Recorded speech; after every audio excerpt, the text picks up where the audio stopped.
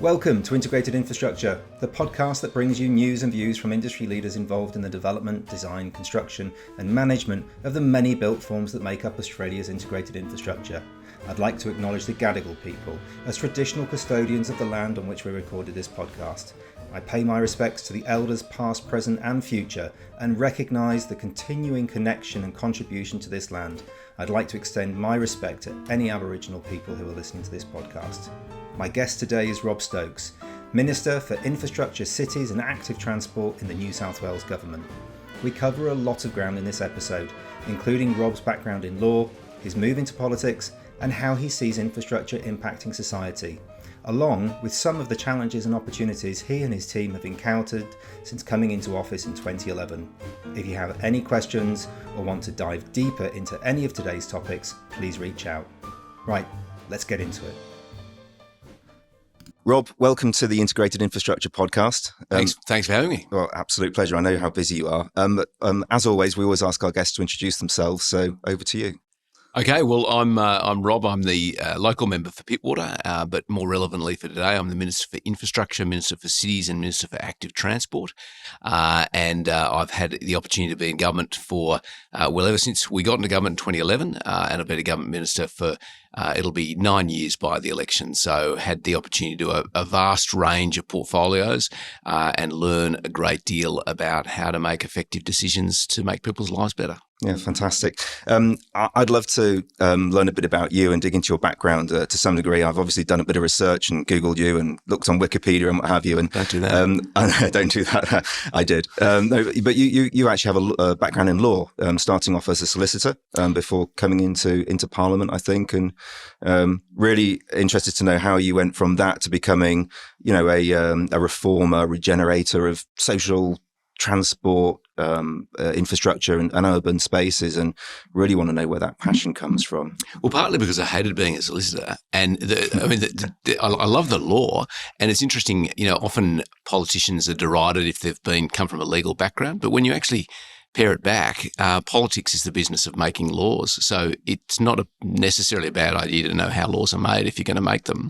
And of course, if you've got an interest in law reform, being a solicitor is really not a great place to practice law reform, because you're a practitioner of what the law is rather than challenging why it is what it is. And that's what really attracted me to politics, because I was interested in using legal skills to transform people's lives for the better, to make sure that we could live in a more just society. I believe justice in society is really important because as a base, our society is based on a contract that people follow the laws, obey the police, follow social norms because they see the advantage in coming together as a community. If that breaks apart, then there's no wonder when you get to countries where there's disorder or revolution or violence or resentment because the base of the social contract's been lost. So I think it's really important to keep fighting and thriving for a just society. And what was your law practice? What do you specialise in? Environmental planning law. So that was my focus, and that again was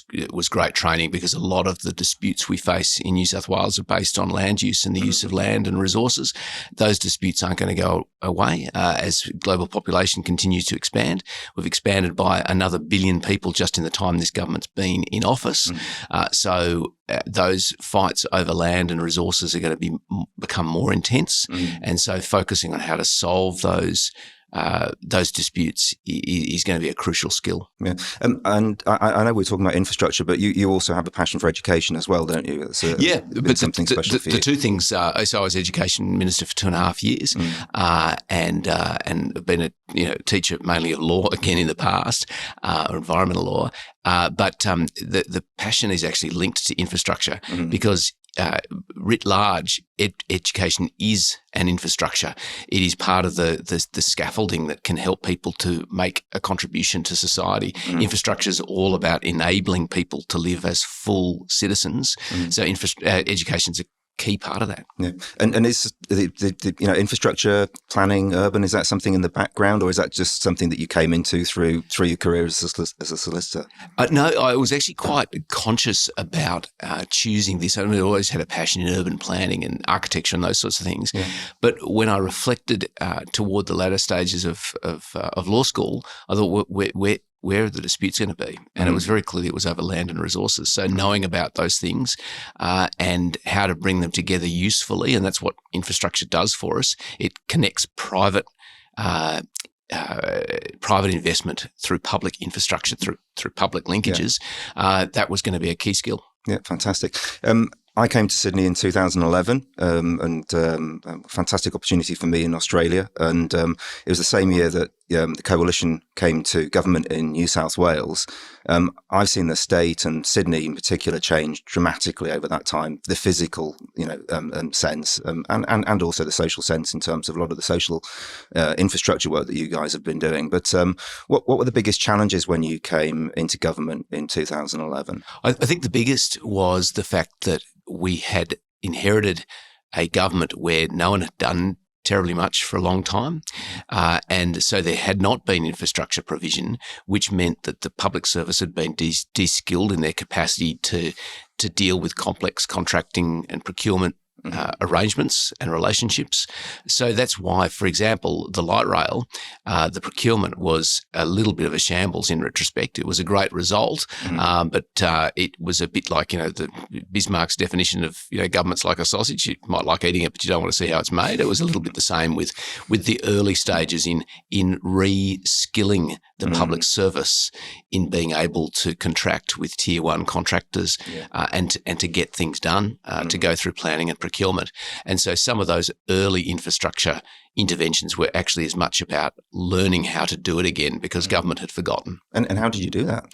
Well, there's no clean way to do that. You've got to. It's like starting an engine again. You've got to you've got to check it out. You've got to rebore it, and you've got to start it up and try it. And but the key learning from that is don't stop. Once you've developed the capacity to deliver infrastructure, sure, if you're confronting headwinds in terms of costs and so forth, you might pick different projects, but don't stop building, because the moment you stop building, you lose capacity to know how to do it. There's a real breadth to the infrastructure that this government has been involved in terms of transport, social, energy, all across the different areas that you could have been involved in. But how do you work if you're starting off with a poor procurement system and a civil service that's struggling to keep up with these things?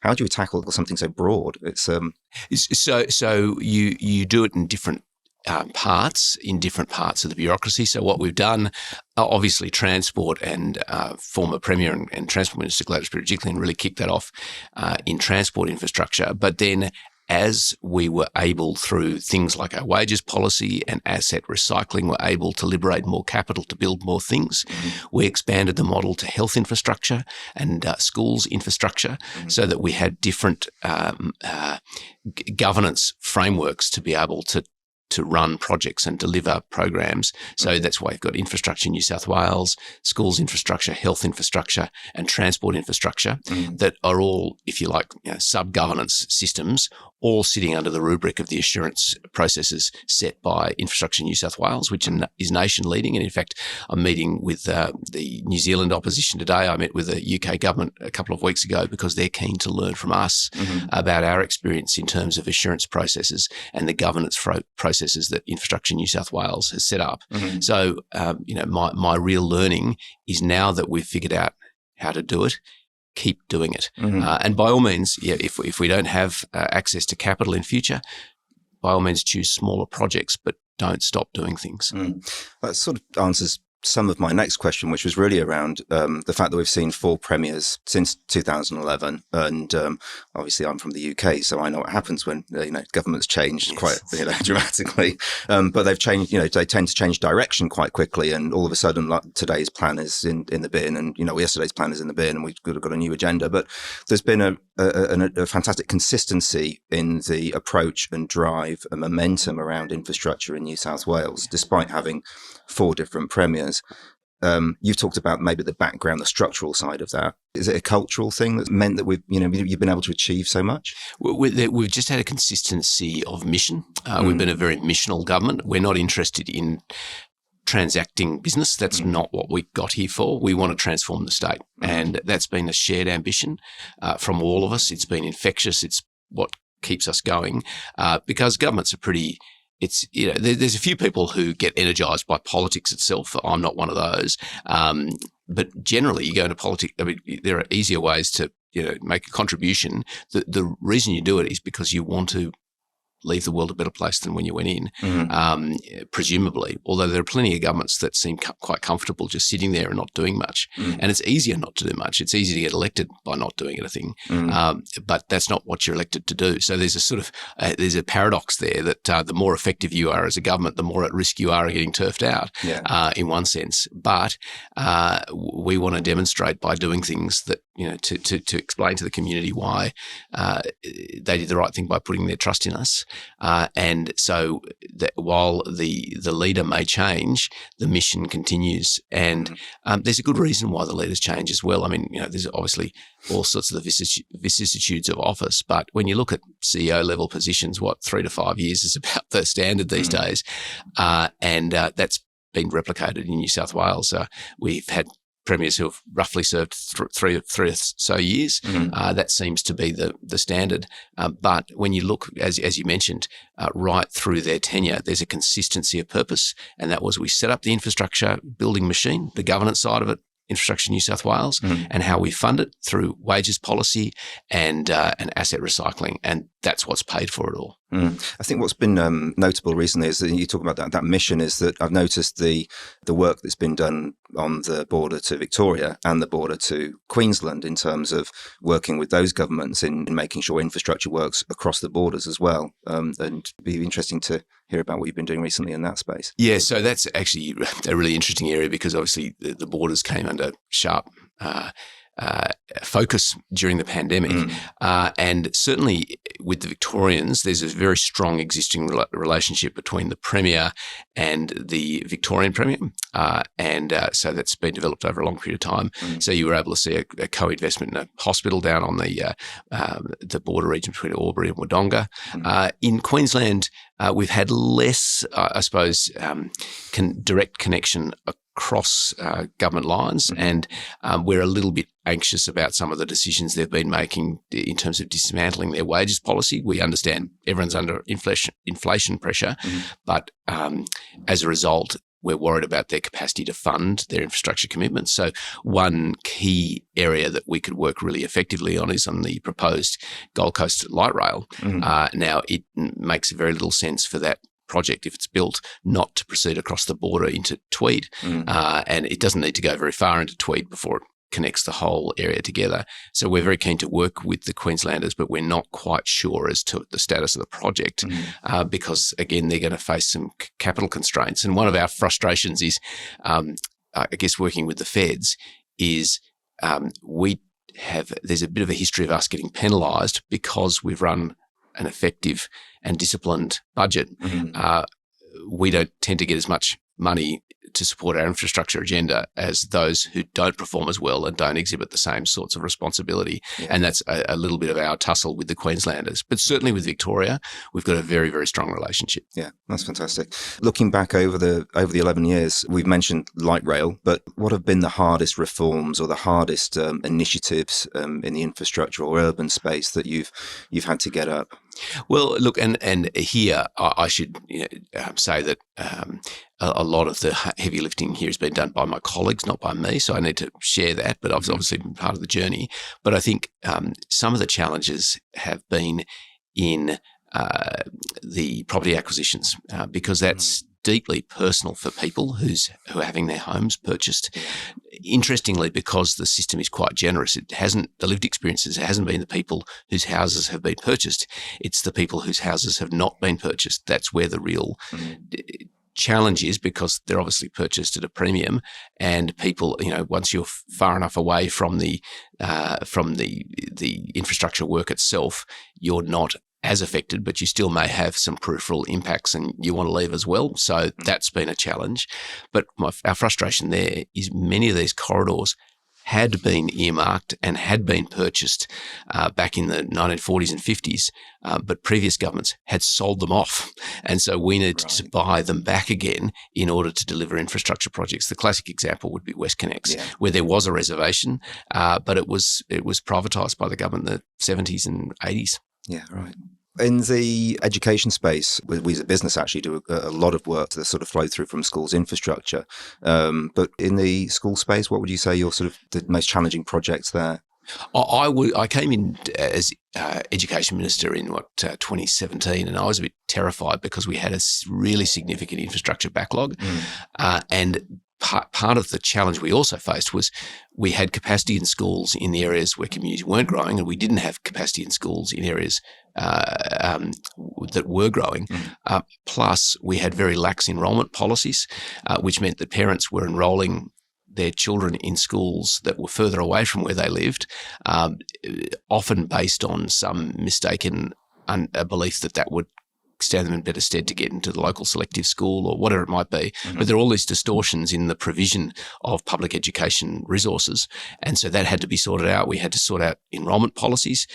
We had to identify, we had to change our algorithms based around where we thought people would live. There had been a very old-fashioned idea that people who live in units don't have children. So where there were areas of sort of two-bedroom units being developed, there weren't the schools to match the increase in population. And also there hadn't been provision for sufficient infrastructure investment in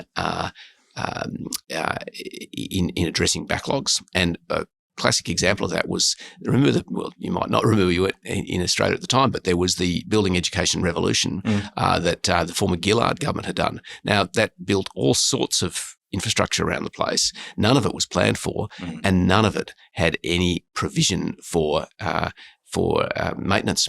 So we had to, all of these structures reached the age at which they needed to replace the paint, the carpets and the drains all at the same time, and there'd been no provision for that when the federal government had made this investment. So we had to play catch up. So there are a lot of moving parts that we had to deal with, and that was part of the reason we set up schools infrastructure, because the first thing we recognised, we need a specialist unit to be able to identify the issues. We didn't even have, for example, a complete asset register of what we owned, let alone its condition.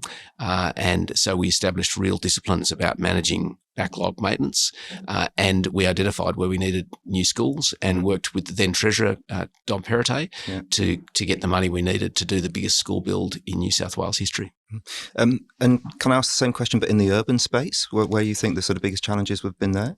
Well, urban infrastructure, I guess, look, there are a couple.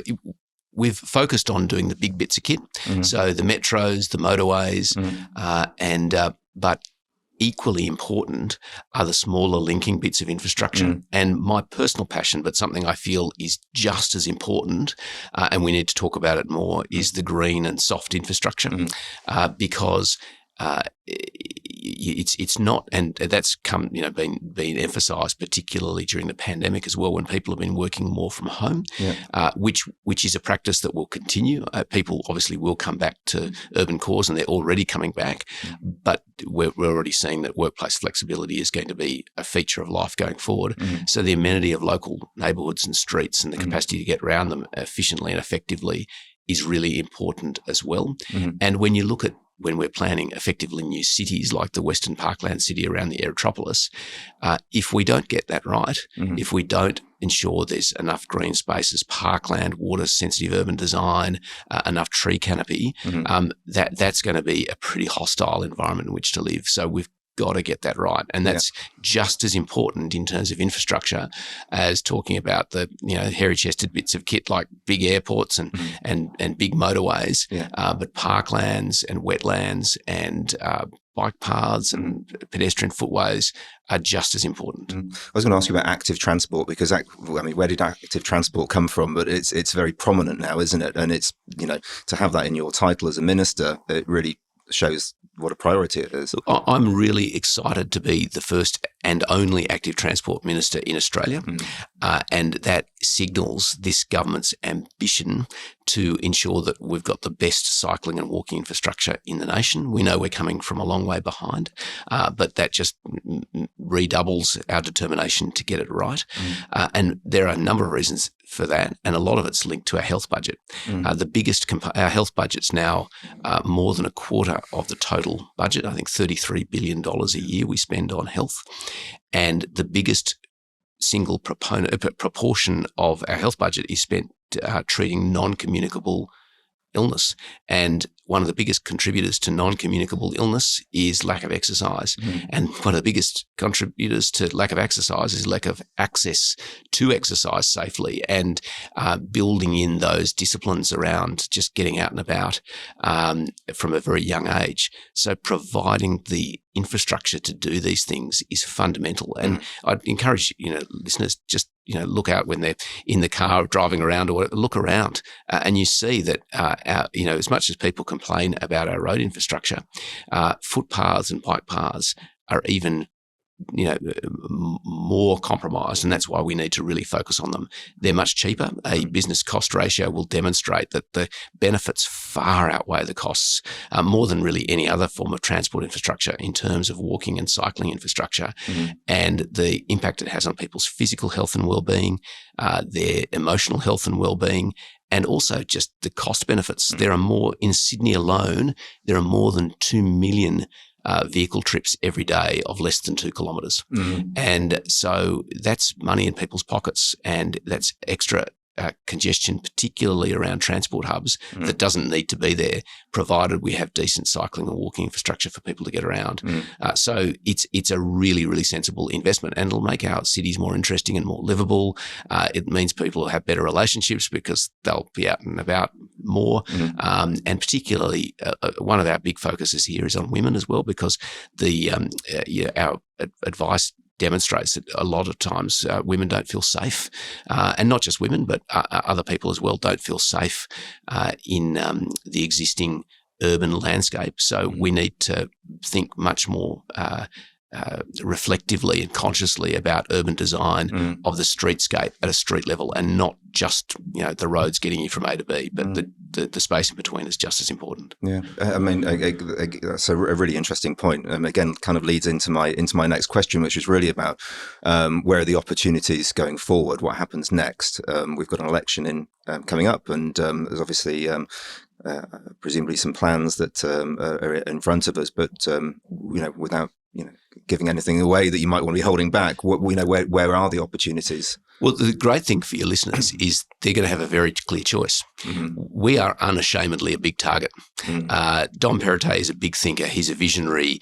He's got big plans, and my job is to support him in those big plans. And I encourage him to think big. I started this podcast by saying we're a transformational government. We're not interested in transacting business as usual, because the world doesn't stand still, and if we stand still, we'll get left behind.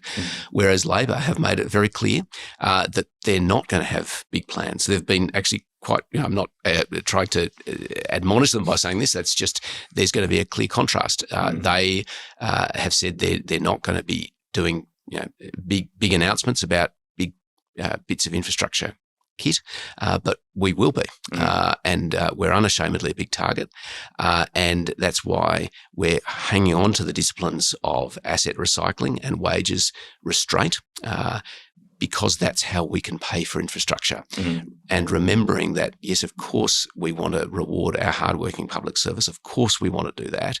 But at the same time, we recognise that there's a balance between ensuring that we look after our public sector workforce, but we also ensure that we have a pipeline of jobs for the private sector as well.